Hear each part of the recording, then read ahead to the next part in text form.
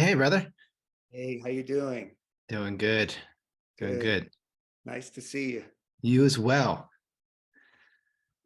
Almost a tech snafu there, but we made Yeah, it sorry through. about that. I called you, I was texting, I was like, he wouldn't have forgotten, I don't think. I've been waiting as well, so Well, it was a good practice moment. there you go. Um, Great. So we're sort of at time, so we're just going to sort of roll into it. All Beautiful. set? Very set. All right, great. Welcome everybody. It's good to be back for the second round of these discussions. And today we're here to keep talking about some of the subjects from my latest book, When the Buddha Needs Therapy. And today we're really going to focus on something that my teacher said. So, my teacher once said that the only trouble with Zen and with psychotherapy is that they don't work. And he was being somewhat provocative, but he was also being somewhat truthful. And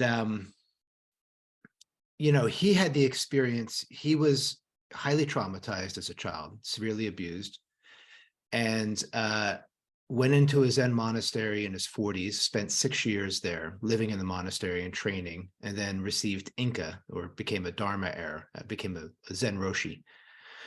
And within a few months of becoming a Roshi, maybe 6 months or so, he resigned as the vice abbot, and he started doing therapy.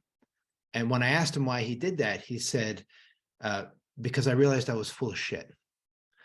And what he meant by that was that he had developed a tremendous capacity to rest in awakened mind, to really be in a non-dual state, pretty much all of the time. But whenever he was interacting with people from an adult place, conversations, partners, lovers, money, these things, he found that there was just a lot of reactivity and shadow that was still completely intact, that hadn't been touched by the depth of his insight at all. And so he realized, in his words, that awakening alone wasn't enough. And so he went on the path of exploring his psychological shadows and trying to understand how they had corrupted the way that his ego looked at the world, and were causing a lot of pain in his relationships and in his life, despite the depth of his spiritual awakening. And after a few years in therapy, he also began to see that many of the people that he encountered doing really deep shadow work were also lost. They were lost in trying to get the ego to liberate the ego. And he came up with sort of a provocative term where he called them wound worshipers. And this idea that, that it's trauma all the way down, he would say, so that you uncover one trauma, and then it's another trauma and another trauma and another trauma. And you can literally go into the birthing process, go into the gestation process. And if you're into karma, you can go into past lives, and you can literally spend your whole life trying to resolve trauma. And so his perspective was always that we have to integrate these things in a way that has some intelligence and some nuance. But he didn't really provide a map. And Chad, I wanted to bring you here today because, you've been working, you're an ordained Zen priest like I am, and you've been working as a professional psychotherapist for quite a few years. And I know you have a really interesting perspective on this, and that's really what I want to dive into today. So just hand it over to you. Tell us a little bit about yourself. And Great. Thanks. That's a great setup. And also, I just wanted to appreciate, until I read your book, I didn't actually know that Junpo took Inca and then really had the realization that something wasn't right. And that takes a lot of courage when all kinds of people are projecting on you as an awakened one, or the Buddha himself, or whatever we do to formulate and project onto teachers. That takes a lot of courage, especially in the Zen lineage, I think. yeah. Where like the view that you presented in your book is so steadily stabilized, and nothing else will do to do what he did takes a lot of balls in a different way. So yeah, that said, I am Chad Bennett, and I'm a therapist. And my primary interest, I work a lot increasingly with people who would call themselves spiritual or meditators, or people that are interested in the body of knowledge we could call transpersonal psychology, or something in the realm of not just pathologizing our shadows and traumas and attachment issues, but do they have a greater context? Do they have a greater meaning? And are there, levels of development beyond just sort of healthy egoic functioning in the world in a way that makes you normal by sort of blending in some way?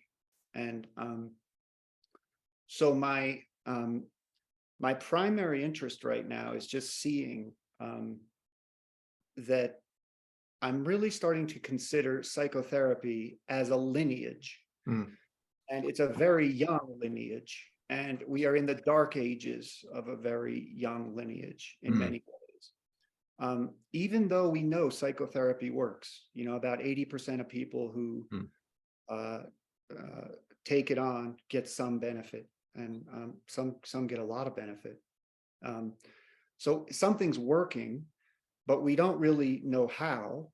And as a practitioner myself of Zen and other practices, what I'm really interested in right now is, what would psychotherapy look like as a practice rather than as a process or something you show up for and sort of receive what you need, which is, of course, a big part. To extend ourselves to someone to ask for what we need is a huge developmental move. But Right.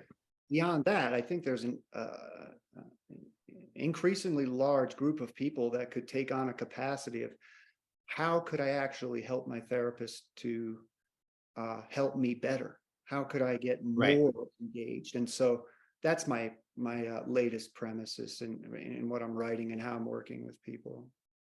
Great. Well, yeah, let's move into that. What I'd like to do is, just for the listeners, give a little overview of spiritual awakening practices, whether they're Buddhism or whatever they might be, and sort of an overview of therapy, and then talk a little bit about where we get stuck, where they can go wrong. And then we can go back to maybe about how these two things can work together. You talk about in your practice a deliberately developmental process, and I want to get into that. Yep. So, for like context, right? It's like, the way that I understand the goal of Buddhism, the way that I understand the goal of any spiritual or contemplative practice, is basically to transcend the human condition on some level. You either have experiences that demonstrate to you that what you perceive as being real is woefully inadequate, which is sort of what happened to me and you. Or you encounter a teacher, you have something that happens that says, okay, life kind of sucks and I want to get away from it somehow and into something that's more blissful, more hopeful, more spiritual. And so in Buddhism specifically, what the Buddha promised us was liberation, right? Liberation from suffering. And this has created a lot of confusion in my experience with the students that I work with, because liberation from, he never promised that we'd be liberated from pain. And he never promised us that we'd be liberated from the world. And he never promised us that we'd be even liberated from our humanness. And so the big question is, what is liberation? And then the second thing, just a brief overview of therapy. I think, this basic goal of therapy is to increase our self-awareness, to increase our own consciousness, to stop self-sabotaging cycles that we may be aware are happening. And, obviously the idea of therapy is the ego working on the ego, by and large, trying to make more and more conscious the things that drive and control me in ways that I can't see yet. And so, but we can never be liberated from therapy, because that's not the goal, and the ego can never free the ego. So, you'll never obliterate your suffering in a therapeutic practice, but you will increase your self-understanding. Yeah, I think I can agree with most of that, or I can agree with all of that, especially as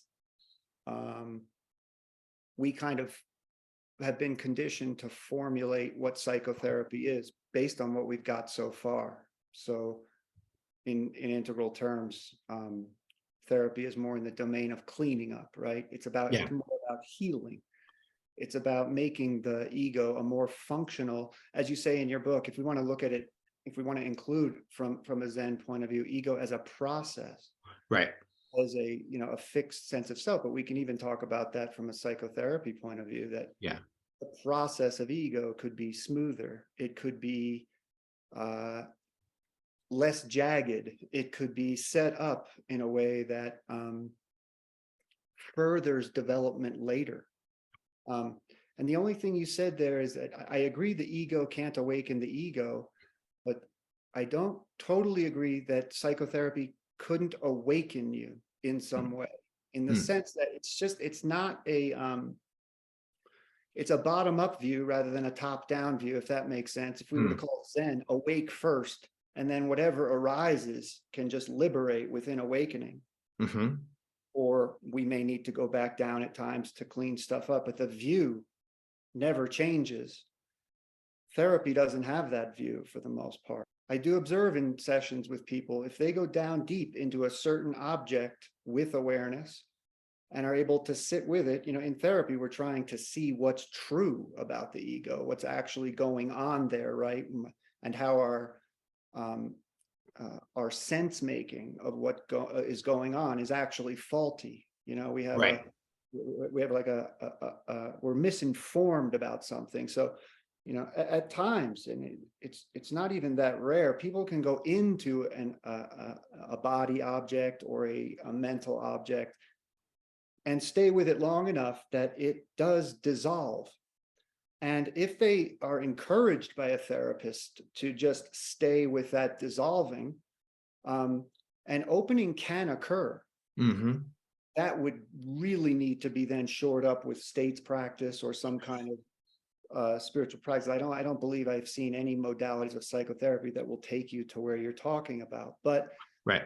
it can really happen that people have a sudden dropping away of the self, and if they're willing to sit in that context long enough, things can open up that way. So it's more of a bottom up approach. Beautiful. Yeah. Well, there's one thing I really wanted to explore with you today was that I think, speaking in general terms, the one of the things that I would fault psychotherapy with as sort of as a general condemnation of a whole field would be that I don't think it does a very good job of empowering the person seeking therapy to give them the tools and skills they need to get out of a therapeutic relationship. I've done a lot of therapy in my life, and I've had phenomenal therapists, but what they've never done is say, like, Keith, here's some homework, here's some practices, go home and do this, and let me teach you how to train a part of your mind to work with another part of your mind. And I know that's a slippery slope because we can be endlessly self-deceiving, and I can see why it could be a little tricky. But I know that you've sort of addressed this with some of your work, and I'd love if you could just speak to that a little bit. Yeah, I mean, I light up when you say it. I agree with you entirely. You know, we may need to bring in victim consciousness a little bit here to even Right. talk about that. So let's just see where we go here. I think what we could, again, I want to start with therapy works. Okay. Yeah. What the conversation we're having here is from and to a higher level of development than traditional psychotherapy is coming from or serving. Okay, so what's really been challenging for me in terms of how I'm writing or articulating principles that I think people could take up to make therapy a practice is that principle or way of talking needs to be scalable in a way that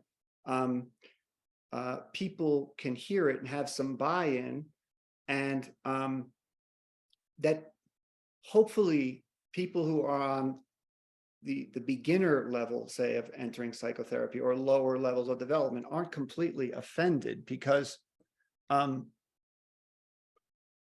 there are parts of it. Let's start at the bottom, say, of the developmental spectrum. You know, there are parts of us, you and me, we would both agree, that are actually victims from their perspective. So if we're looking holonically at our all, all Yeah. of our levels of development, then there are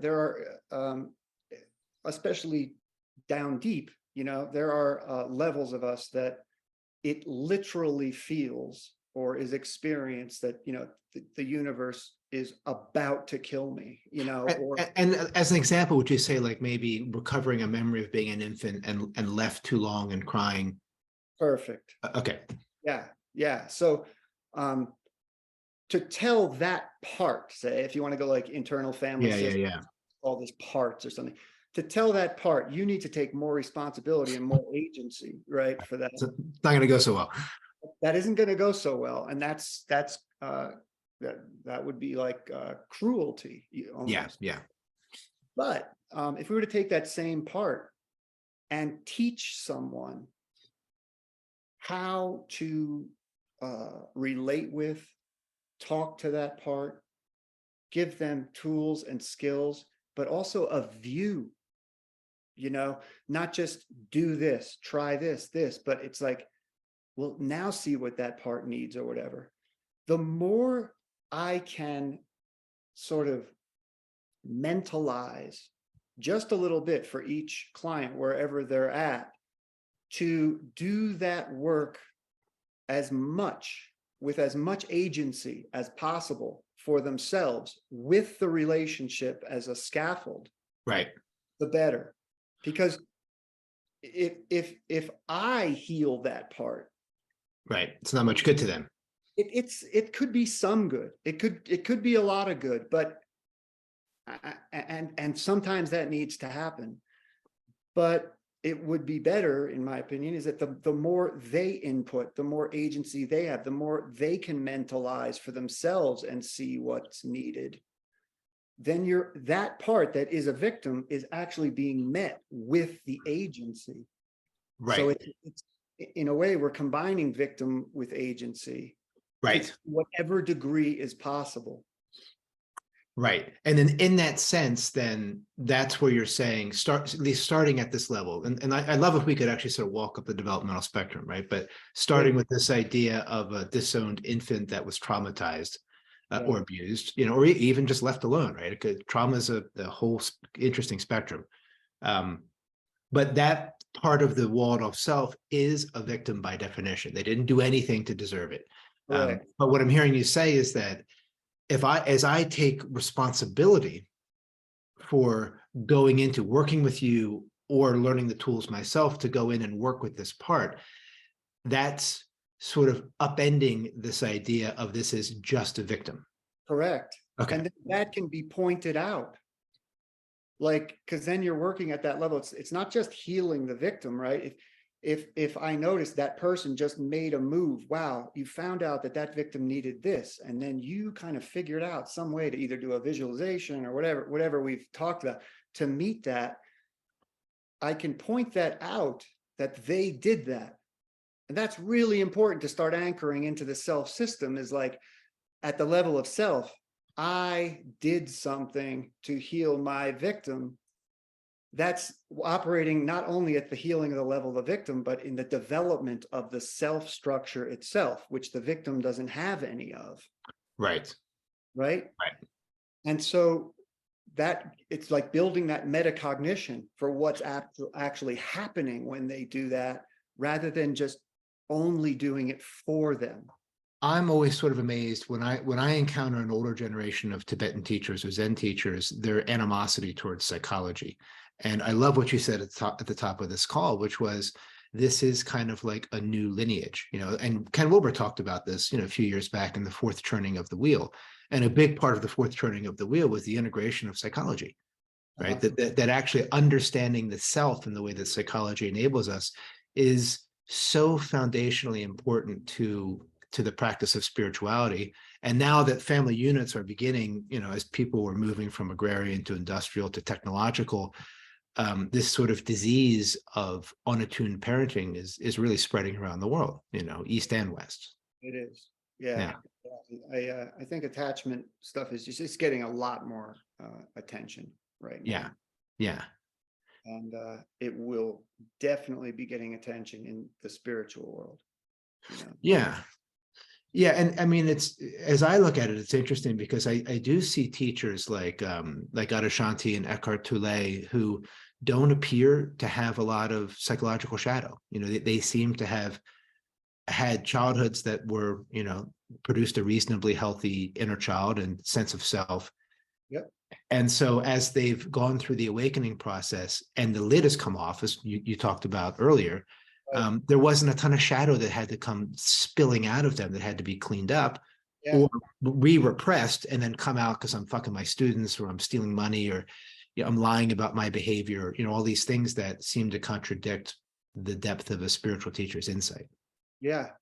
Um, well, there's some, everyone's, all of us have our own road. Yeah. Uh, there's going to be no two journeys that look the same. You know, I went and saw Eckhart Tolle a few years ago in Denver, and it was a big arena of people, and Hmm. the transmission there was absolutely phenomenal. I mean, I feel like it was like 2 hours. I don't think I had a thought. It's just, Wow. it was very, very powerful. Right. But I left there also like, well, um, his I don't know what he's teaching now, so I'm not trying to make a comment on him specifically, okay? But as a generalization, I left like, well, wow, it's like, so did that help? Right. Um, and it's like, well, there's argument for being in the field with someone who's Sure. Sure. I mean, that's a very legitimate spiritual tradition, the transmission. and it can give you the view, it can give you the view, and it could pop something. Awakening, if we want to really separate waking up from the growing up and cleaning up egoic process, Yeah. awakening is rather formulaic in a sense that if you're attracted to a tradition and you do that tradition and you follow the instructions which have been given to you, which is a very hard thing to do, there's a good chance that your actual state of consciousness is going to raise over time and stabilize over time. There's a really good chance of that. Yeah, it's a practice for a reason. It's like going to the gym and following That's right. instructions. You're going to put Bigger muscle on. muscles. Yeah. You're going to get bigger muscles. Like overall, there's no guarantees or that, but I would say it's somewhat formulaic. Yeah. Yeah. Spiritual or egoic maturity is a mess. There's nothing formulaic about it whatsoever. Right. There's a million paths, harder. right? There's a million kinds of trauma. I think it's actually harder to fight your way sort of up the developmental ladder if we want to, look at the stages of growing up. Yeah. I think for a lot of people, that's the hard. There's maps and there's what you should do, but it's messy. Awakening itself isn't messy. Right, right. Well, that's what you said at the top of this call, that psychotherapy in many ways is in its infancy, whereas these contemplative science and arts have been around, in some cases for a couple thousand years. Yeah. Like there's been a lot of trial and error. That's right. There's a lot of trial and error. And if you can say it's been handed down for 2,500 years, we can also say something works. Yeah. So we have that. Yeah, we can lean back into our awakening practices as long as we're disciplined and focused. And in my experience, as long as you pick a path, so many people make the mistake of, well, I'll study with Ajah for a little bit, and then Eckhart for a little bit, and then I'll go do Zen for a little while, then I'll do Vajrayana for a little while, and that's a huge mistake because you never come up against the part of you that gets really frustrated with the practice, which is really you just getting frustrated with yourself. Yeah, I think I would say it's often a mistake. I don't know that it's always a mistake. I think people have to find their own way with something.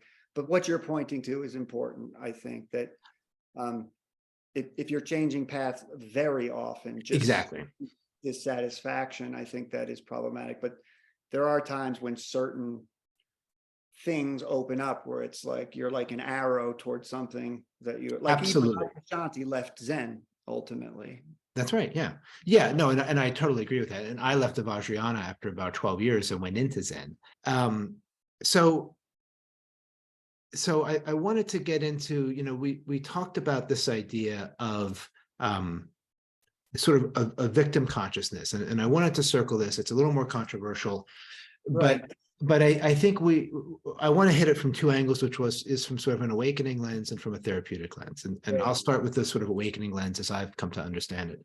Yeah. Again, Junpo used to say that there are no victims in Zen, and it Mhm. would just piss everybody off, right? There are no victims in Zen. Because it triggers your victim. Because it triggers your victim, right? And what he meant was that it doesn't mean that victimization doesn't happen and hasn't happened.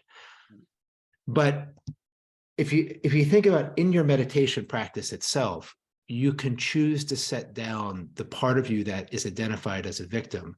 You can just choose to set that down and simply be present to what is, including the experiences that happened to you that were victimizing. But you sort of let down this identity as a victim, that something happened to, and that there's this deep contracted energy around. And his sort of advice was to do that in your practice, to just start in your practice and see if you could let go of all your identities, including the one that was legitimately victimized. And so for me, this is where psychotherapy and spiritual practice start to, in the experience of my life, start to get really hard to differentiate, Good. right? Because I've also had the experience on retreats, when you're sitting for hours and hours on a Zen retreat and you can't move, and you can't make eye contact and your body's in agony. And I've had the deep realization that I have no external tormentors of any kind, that all of the pain and suffering all the suffering that I experience in my life is because I generate it myself, that there are no external tormentors of any kind. It's not the weather, it's not Trump, it's not the environmental crisis, it's not anything. Anytime I feel the suffering, it's because I just refuse to be with what is. I refuse to accept what is and realize that there are no tormentors out there. I just torment myself. That's right.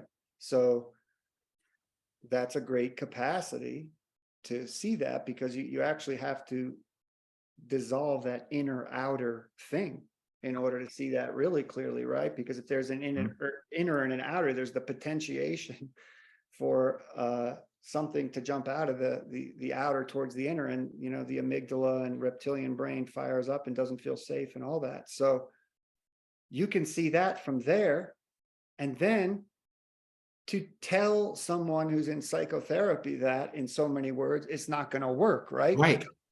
Because that level of insight at that whole on and also that state experience is not the same whole on or state experience that needs the intervention, right? From a therapeutic point of view, right? And one thing we could add, one thing I want to say about your book that I really appreciated was you were jumping into the culture war a little bit. And I thought you did it really skillfully in the way that you first addressed the spiritual ego a little bit, that I thought was quite, your list of what the spiritual ego, what it likes and what it doesn't like. Exactly. And it did have a lot of sort of postmodern criteria in there, but it was a gentle way in, I thought. And then later on, you really addressed victim consciousness. And one thing that, as I was reading your book, one thing I really started to appreciate about green consciousness, right, is that Postmodern consciousness, yeah. Postmodern consciousness, right, is that for the first time, right, the interior awareness just increases hugely from the previous orange, which is much more exterior focused. Right. Yeah, you can see systems as objects for the first time.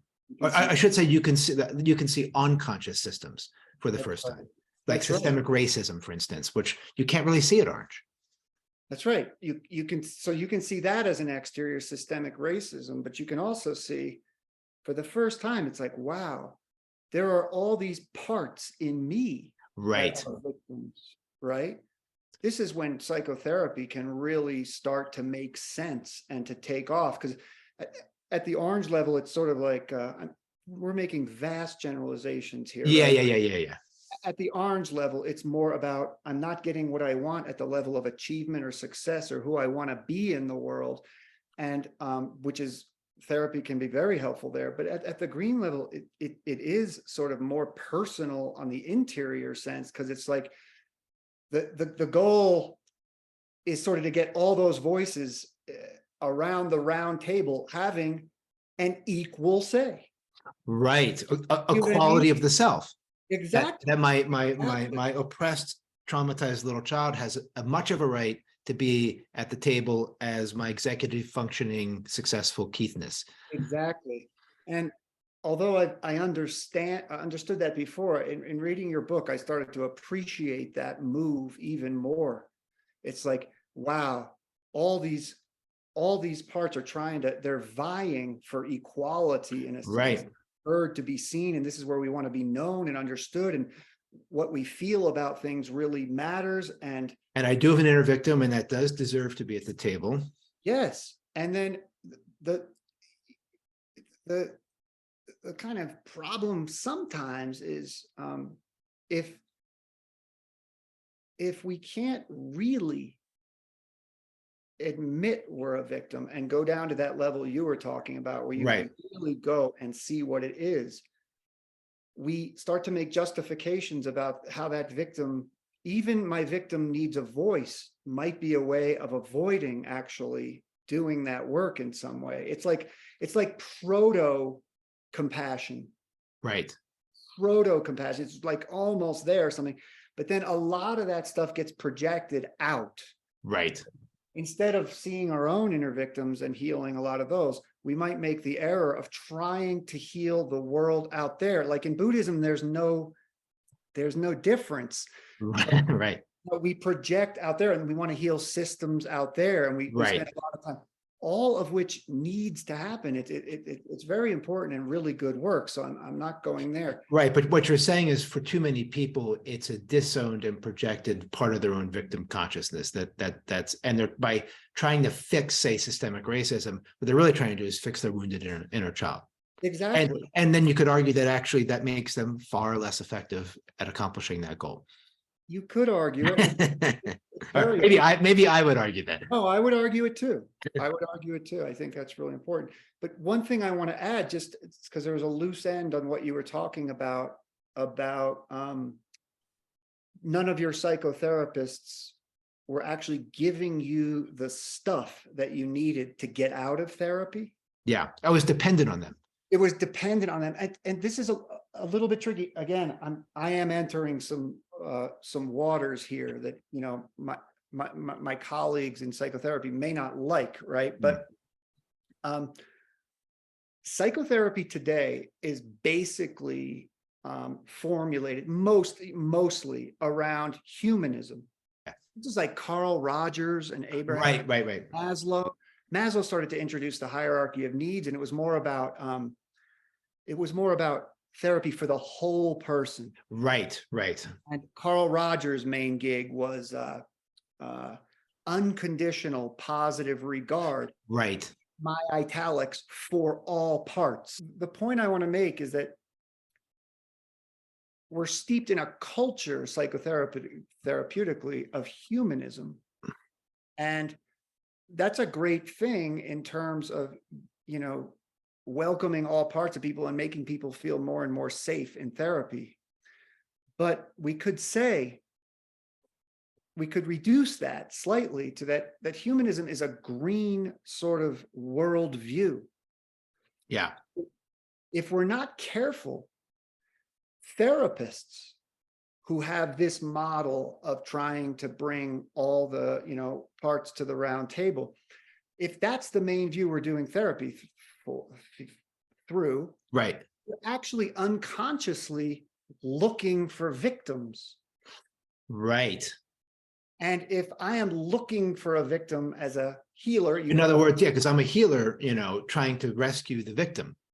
Yes. And, all good therapists need to encounter this aspect of themselves. I still encounter it myself a lot. If this is where I have to really keep my own practice going, because if I notice I'm aligning with a victim. Right. I call it colluding with the victim. Colluding with the victim. Yeah. I know that I have stopped helping that person. Right. And if we're in that unconscious mode of you're the victim and I'm the rescuer, Right. you did the victim triangle and Right. you're Exactly. right. So if we're in that unconscious mode and that isn't challenged, I will encourage you to be a victim in the unconscious.